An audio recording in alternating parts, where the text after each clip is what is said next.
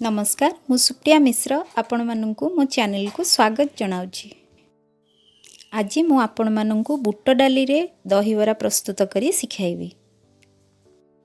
आपण माने तो बिरी रे प्रस्तुत दहीबरा बहुत थर खाइथिबे। एहा एक नुआ प्रकार रो दहीबरा बुट डाली रे प्रस्तुत।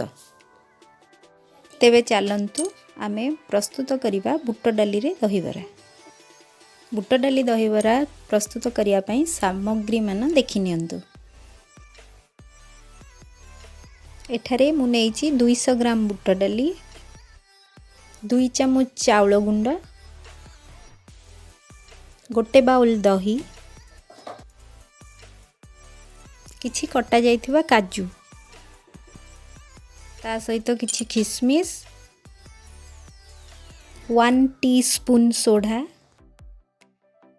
4-5 टी सुखिला लंका, 1 टेबुलस्पून पंचफुटण, 1 टीस्पून जीरा गुंड, 1 पिंच बीट लूण, किछि भुसुआ पत्र, चामच टमाटो सॉस, स्वाद अनुसार लूण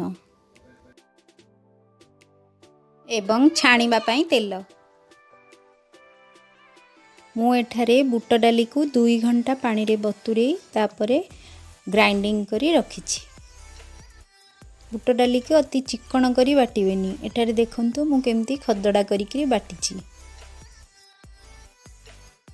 एबे मु से बुट डाली बटारे 2 चामच चाउल गुंड पकेली। तापरे सेथिरे 2 चामच कटा जाइथिबा काजू पकेछि।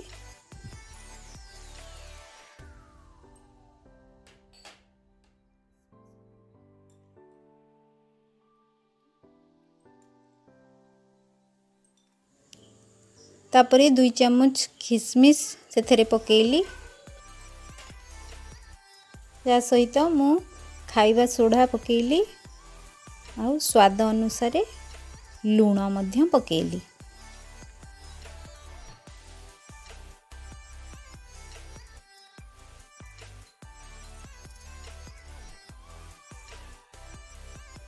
एबे चलंतु सबु सामग्री के मिसेई गोळे नबा।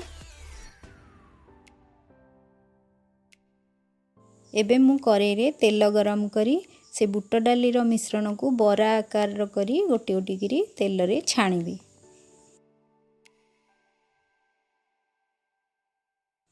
आपण माने देखंतु बरा गुडी को मु एठारे गोल्डन कलर हेला जाय छाणीबी।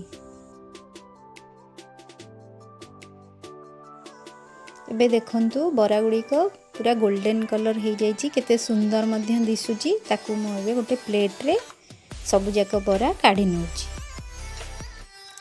एई परी भाबरे आमे सबु जाक बरा छाणी नेबा। देखंतु एबे सबु जाक बरा मोर प्रस्तुत हेई सारछि। बरा गुडी को छाणीबा परे आमे गोटे बाउल ले पानी नेई से बरा गुडी को गोटी गोटी करी से पानी मध्य रे पकेइबा। बरा गुडी को पानी रे भिजिबा पई आमे आधा घंटे छाड़ी देबा। तापरे आमे छुंक प्रस्तुत करिबा। वर्तमान मु 2 चामच तेल, पंचफुटण, सुखिला लंका एवं भुसुआ पत्र देई छुंक प्रस्तुत करि देछि। एबे चलंतु आमे दही रे से छुंक तिक पकेइ दबा। एबे चलंतु पानी रे भिजा जाइथिबा बरा को हाथ रे चिपी चिपी किरी गोटी गोटी करी आमे से दही रे पकेइबा।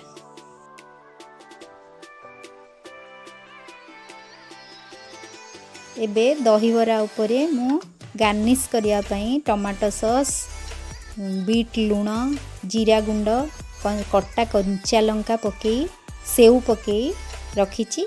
15 मिनिट परे आपण एहाकू खाई परिबे।